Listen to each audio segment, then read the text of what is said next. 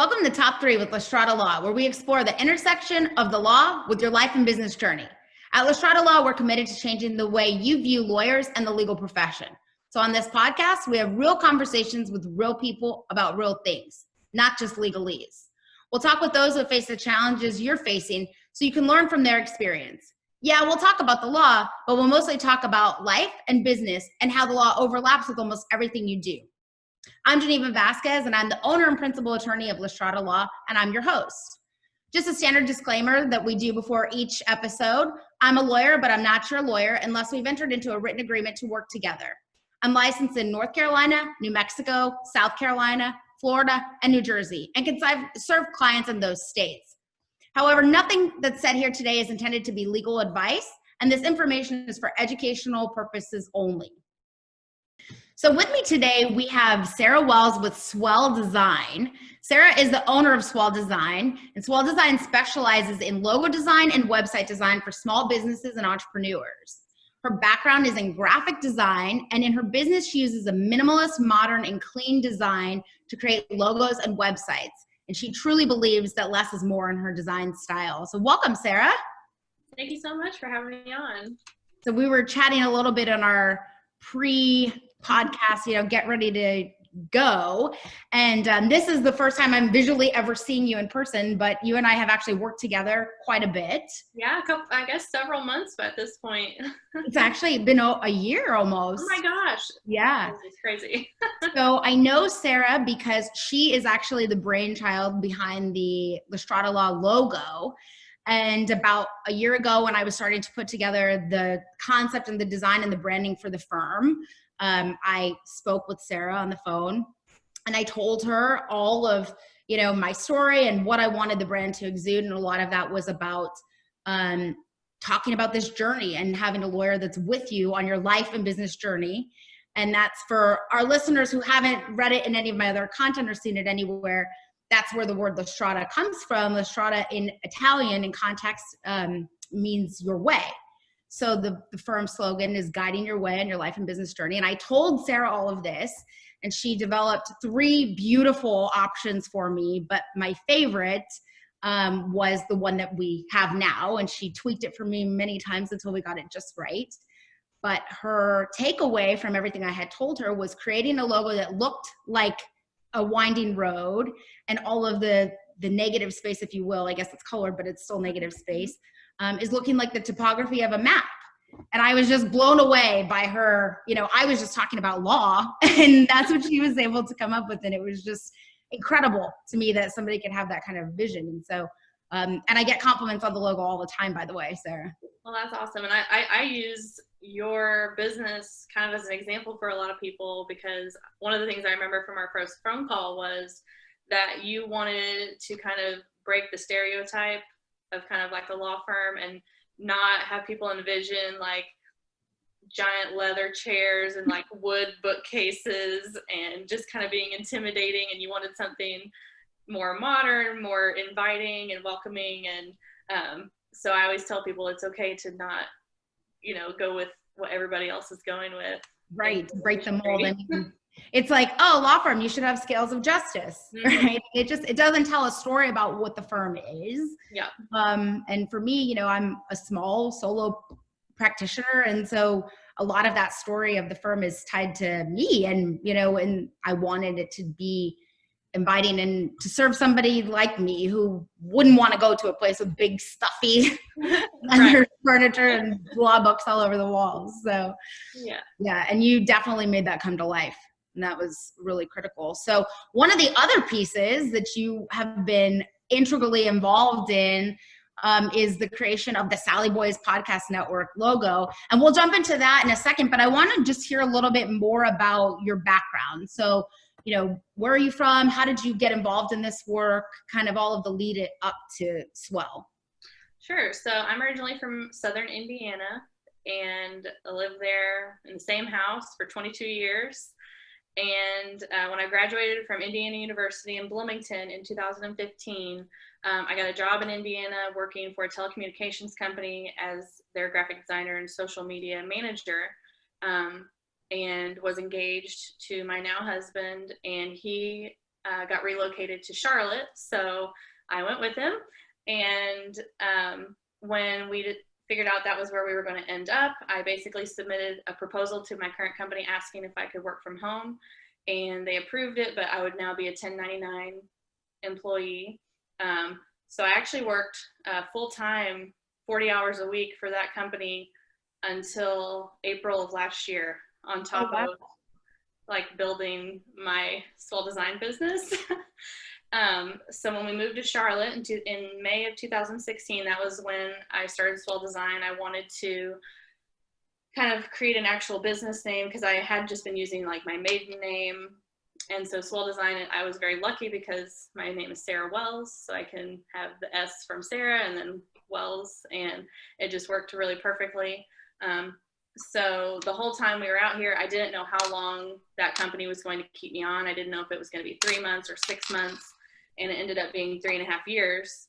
And I just kind of, that limbo feeling is what really helped me continue to grow my own business in case it ever left, which it did, and I was ready. So like I said, April of last year, I no longer worked for that company.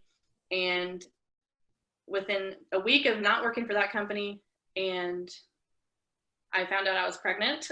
So it actually worked out really well because there's no way I would have been able to do 40 hours of work and Swell Design and be a mom.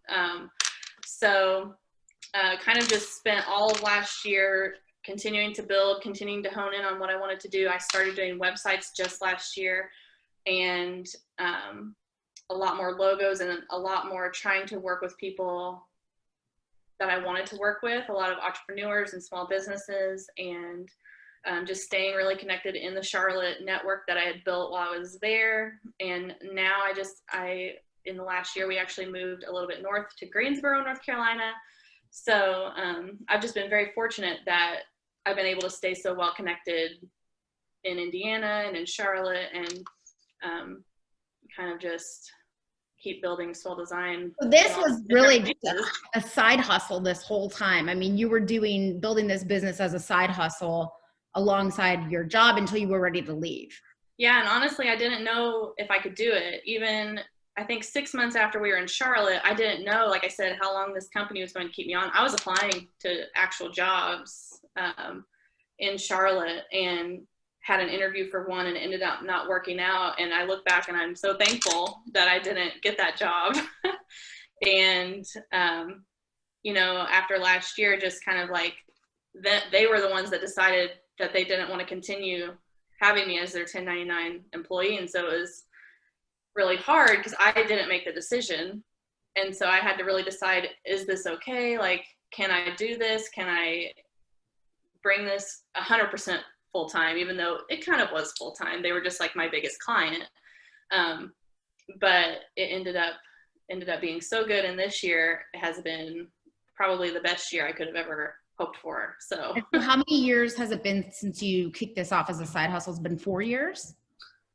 4 years. Yep. 4 years in May of this year. Yep.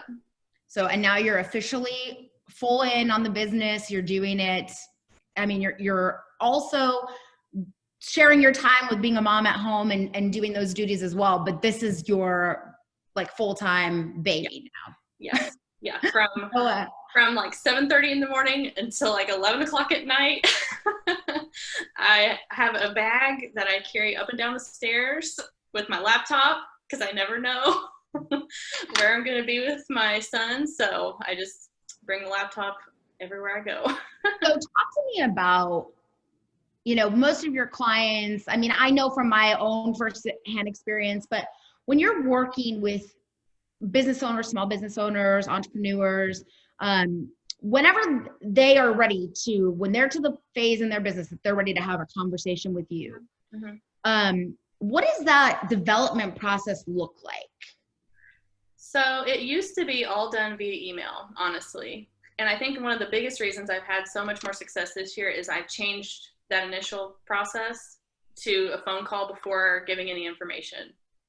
So I think it does two things. One, it allows me to meet the person talk to them on the phone. They get a feel for who I am. I get a feel for who they are, and I get to hear about their business in their own words rather than a written email. And two, it really does kind of narrow down who's serious about it.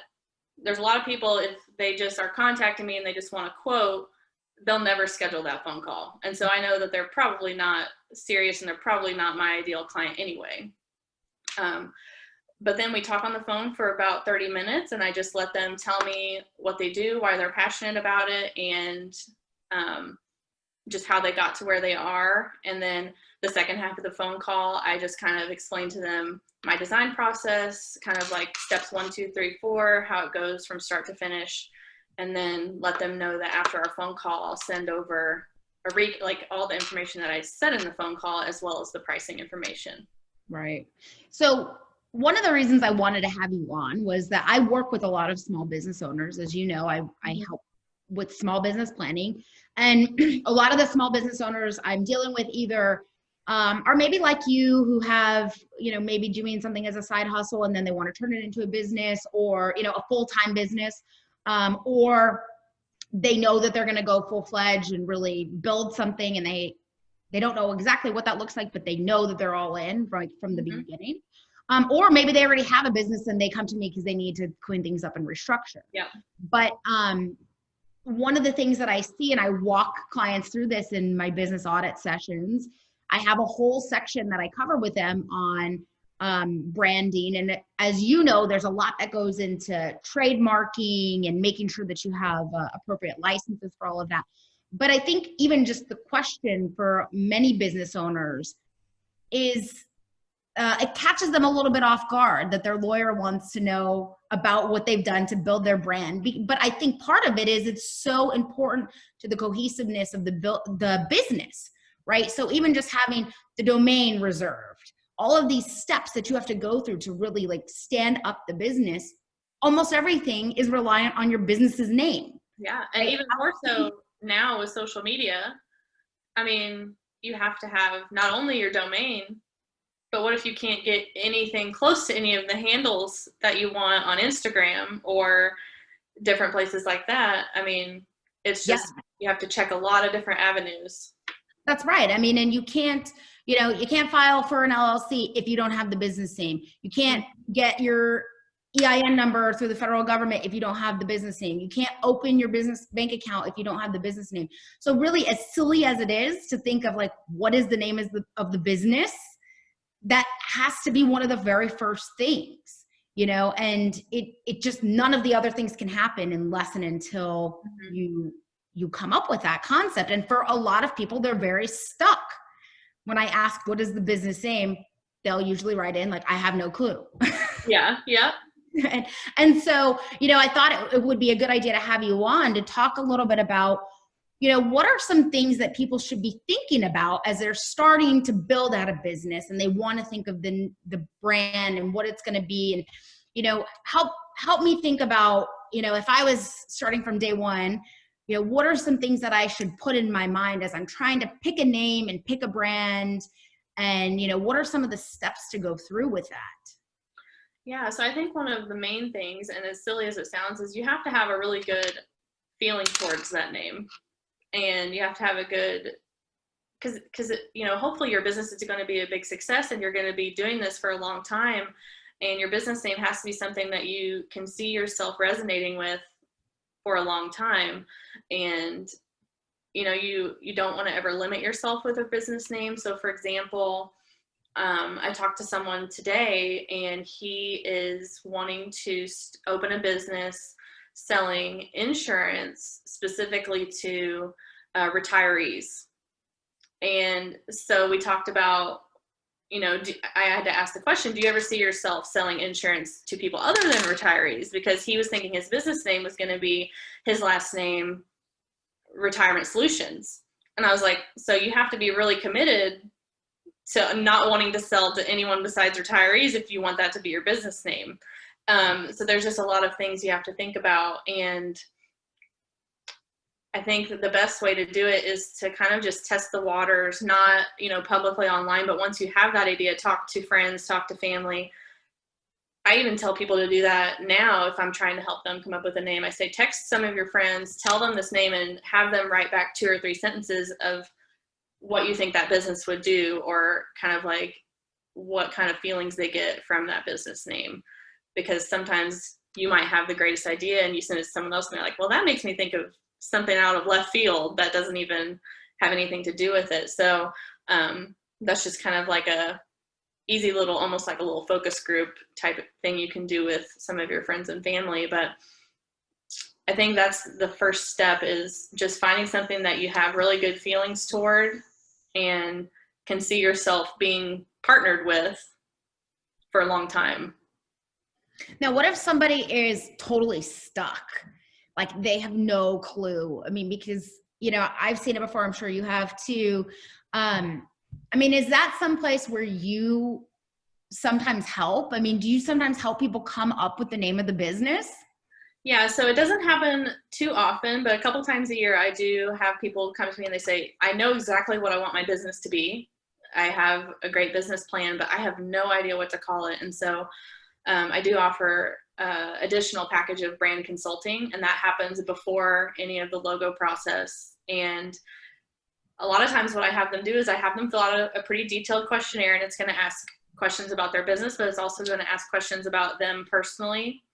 And then I take that information and I start to do research on different words and different combinations of words. And I put together a document that, here are the definitions of these words, and here's like the individual words, but here's how we could pair them together to create a potential business name. And then obviously cross-referencing that with businesses that already exist and things like that. But that's kind of often a good starting point, is just taking some of their own words, their own thoughts, and taking what I get from that to try to come up with some words that might spark some inspiration for them.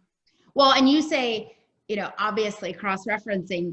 For you, that's obvious, but for some people, it's not that obvious, right? Because I have seen before where the maximum extent that people do on their search is just, you know, throwing it into Google, and then, you know, fast forward 2 or 3 years later, after you've put everything you have into building a business, and now you're getting a letter that says, stop using my business name, right? And you're confused by this, but we're actually going to have a trademark attorney on as well to talk a little bit more about protecting your brand, right? And the legal steps that you can take to do that. But I think it's important, and I give my clients, you know, a 5 or 6 different things that I think that they need to look at minimum to make sure it's not taken, because the last thing you want to do is recreate something that somebody has already created and put time and money and all of these investments into it to have to undo it.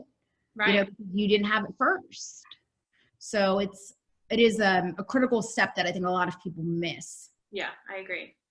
Yeah. So I want to talk a little bit about the work that you did with the Sal-E-Boy's logo. So for a lot of our listeners that may or may not know, the Sal-E-Boy's podcast network is birthed out of this idea that we had to tell the story of our family's business, which my dad was steering that ship for 38 years.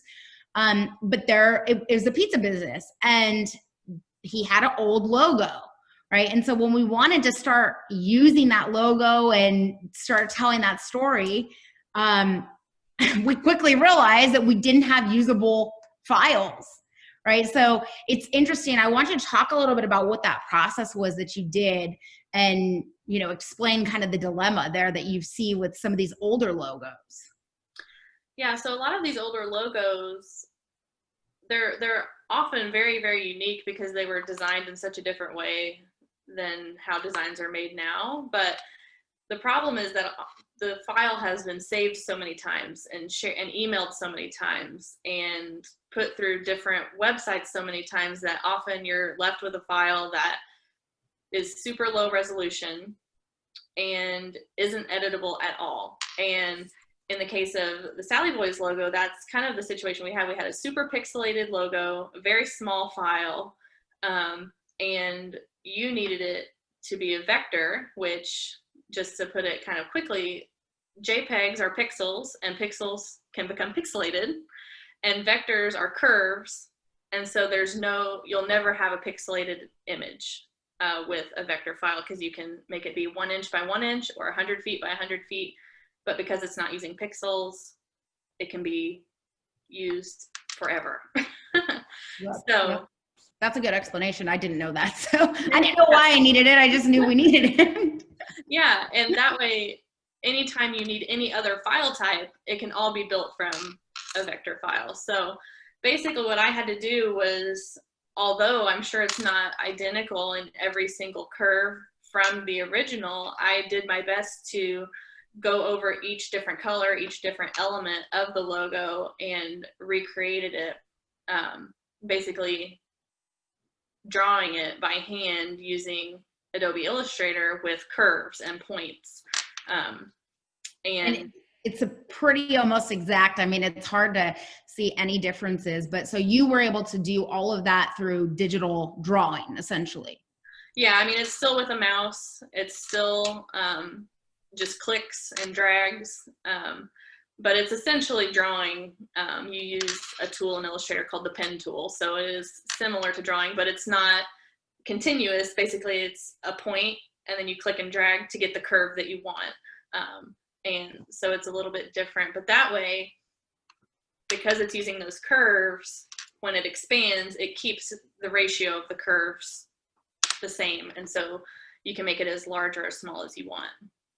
That's interesting. And so I know, Michael, you wanted to talk with Sarah a little bit from the perspective of teaching your business class. Yeah. So when Jeneva said she was going to have you on, one, I wanted to thank you for what you've done with the Sal-E-Boys podcast logo. It looks fantastic. But I have a lot of kids that when they find out we have a marketing class, they view it more as like a graphic design. Okay. And I feel like I don't have the right education to tell them, to help them in that aspect, because it's part of marketing, but it's its own animal in itself.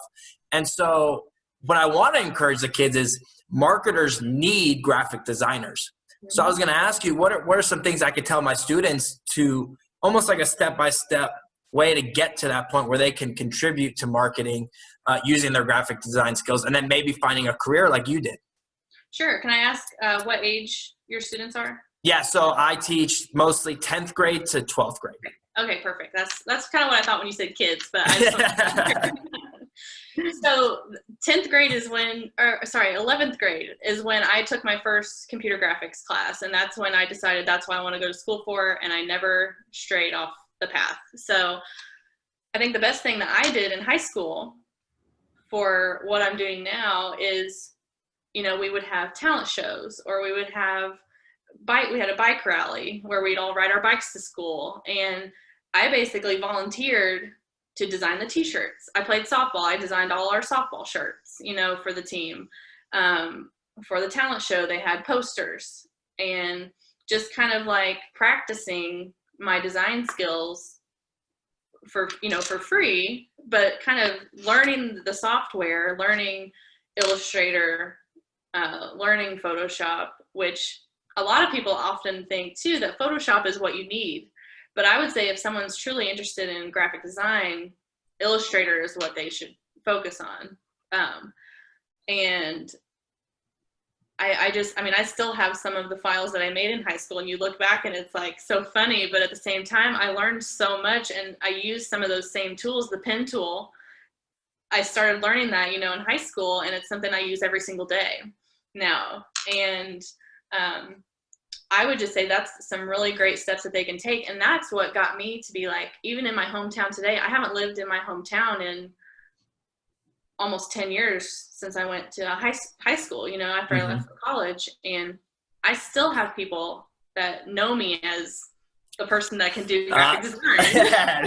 That's awesome. And part of that is because they know me from school, but part of it is also, I'm still social media and stuff like that. But I would say practice as much as you can, volunteer to do things to build a portfolio, and just try different things. And if you don't know how to do something, the nice thing about the world we live in is you can learn a lot of it yourself. And just kind of making a name for yourself and sharing what you create online so people can start to associate you with what you can do. Okay, that's awesome. Thank you so much. Yeah. I know how important the logo is. As a marketing teacher, we talk constantly about brand loyalty. Yeah. And so I think that's good. I think I might have some of my students, work on creating logos in class on their free time and take your advice with that and see where it goes. So thank you. Yeah, of course. So, thinking back to the small business and when you're starting out a business, maybe you have actually even been in business for a while, but and I know, and anybody else who's ever started a business knows, when you're first starting out, you're like running these numbers on what your startup costs are and your budget. And you're thinking, what can I cut? What do I need? What's really important, what's not. And for me, having the logo that you created was critical. It wasn't something I was willing to sacrifice because I knew I wanted to build that recognition in from day one. Mm-hmm. But for everybody, that decision path looks a little different. And so, I want to focus on, for your top three, if we could, the new business owner, or maybe somebody who has been in business for a little bit, like maybe you're a good example, somebody who's transitioning to a bigger business or a different business model. And for your top three, I want you to focus on what are the things that they should really be considering in developing a logo. Okay. Or the brand or logo. Yeah, I think oftentimes the brand and the logo don't necessarily happen at the same time. So I think that especially for startups, and I often think of a startup, because a lot of people that I work with, they're still working at their full-time job. They don't have a ton of time. They're outside of their 40 hours a week, and they're trying to get this up and going with limited funds, limited time. And so often what I tell them is, make sure people know that this is something that you do. Make sure that people know this is what you do and what you can do for them. Even if you have a full-time job, that they know, like, I love doing graphic design, and I post on social media about my family and about things that I do, but I also post about a lot of the stuff that I create. And so even if none of my 500 friends ever need my services, one of their friends might. And I think that one of the best things you can do to market yourself is to use the platform that almost everyone already has. And hopefully your friend might be talking to their friend, and they might say, I really need a logo. And that kind of can help you start to build your business. Because oftentimes people need that foundation of a couple clients before they're willing to invest into their own logo. So I think once they're at that point and they're like, okay, I can really foresee this being something that I want to pursue and I want to create a logo. I think, like I said, a lot of the things I ask them in my questionnaire, I like to ask them, what are some words that your friends would use to describe you? What are you wanting to do? And you have to consider all of those things. And it, again, goes back to, why are you doing it? And who's your target audience?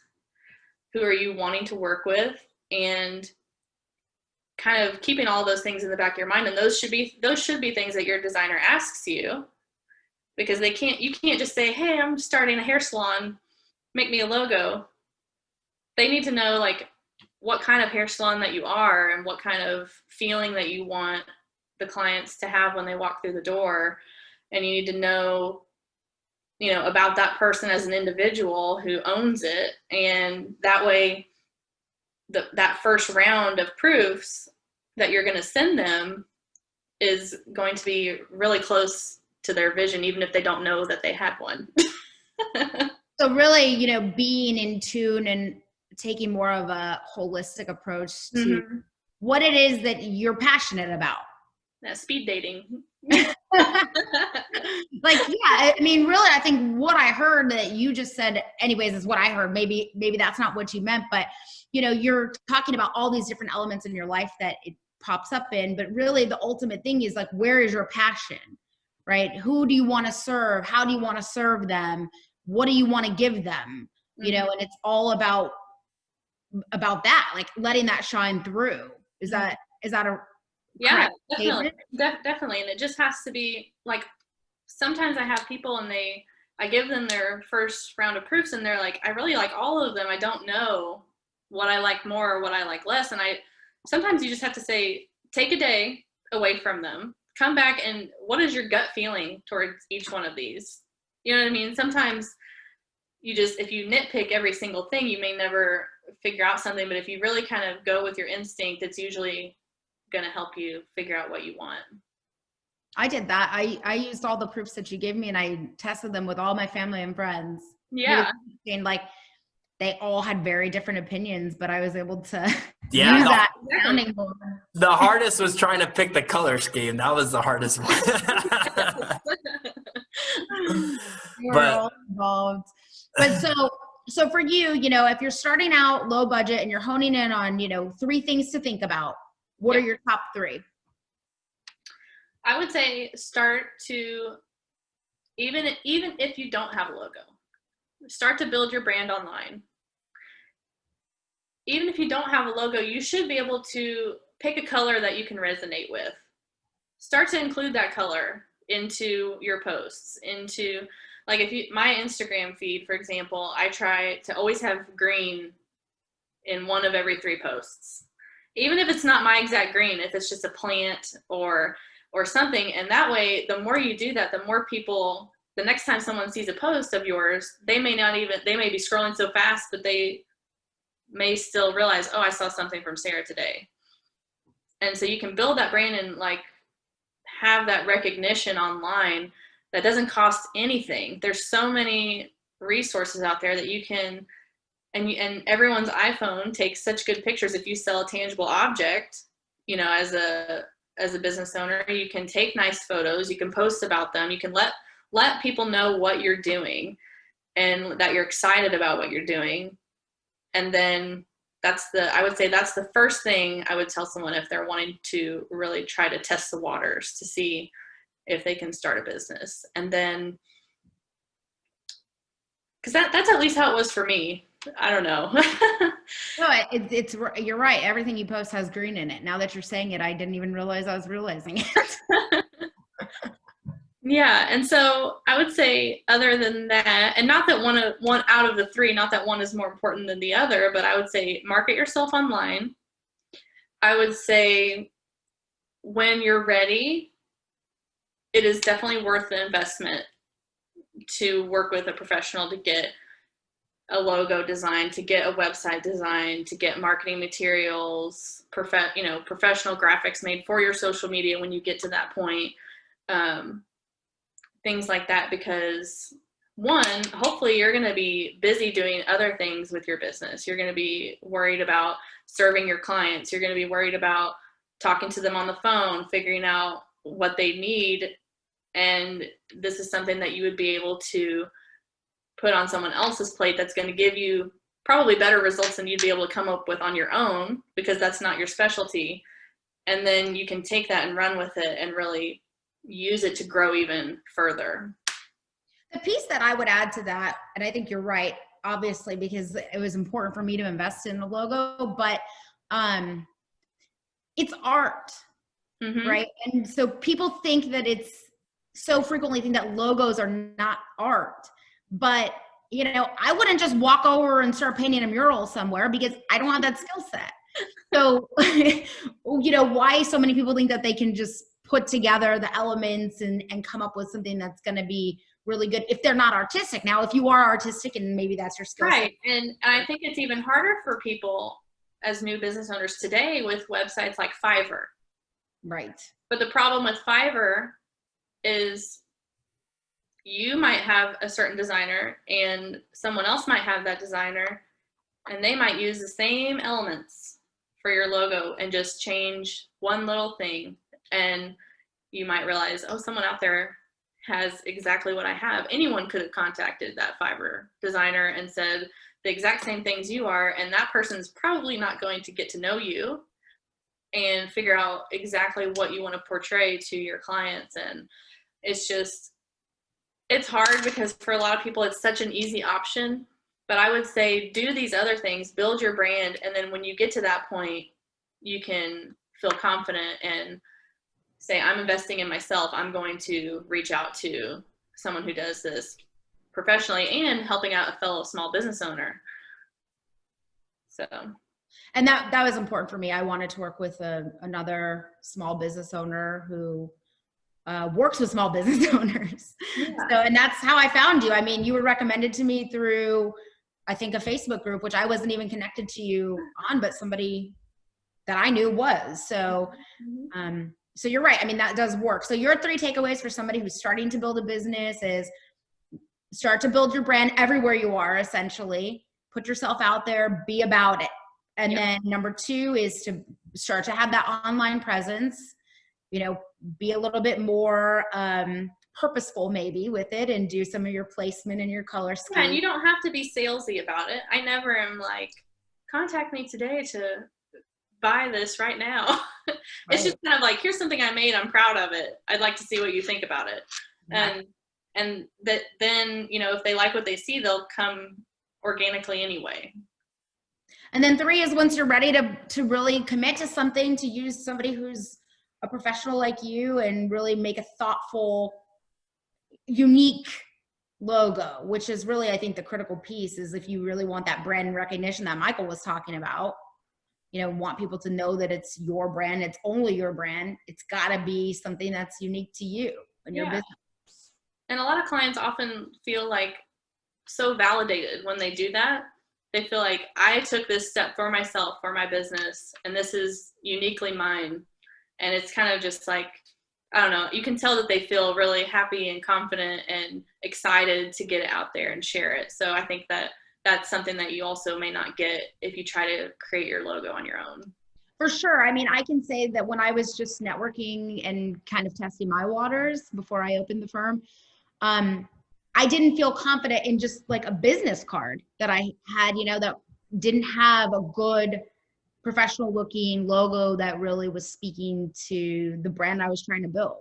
Yeah. So I think you're right about that. It gives a whole level of credibility to your business and it makes it a lot more real for you and for your potential customers too. Exactly. Well, this has been great and super educational. And I love the work that you put online. For any of our listeners, tell them where they can find you, your website for your business, but also all of your handles and things like that, because I love watching your stories, especially when you are hand drawing things. I don't really even know the right terminology for everything you're doing, but it's really cool to see that art come to life. Well, thank you so much. And yeah, I'm probably most active on Instagram, and my handle is just swell.design. So swell.design. My website is swelldesign.me. And I'm on Facebook as well, Swell Design. And like we mentioned, everything you'll be able to find me because it'll be green. So your brand recognition for sure. Yeah. And Sarah, I can't thank you enough for all of the hard work you did for my logo, for helping me build my brand, and then also for helping us recreate our family's legacy through creating something that we thought was totally lost and gone forever. So yeah, well, I just appreciate you, and I appreciate, it's one of the best things about what I do is I not only get to work with people, but I feel like I really get to connect with people and, you know, create new friends and new peers and experts in different areas, and just really get to learn a lot of different things. So I'm so glad that we connected over a year ago, and that we're still talking now.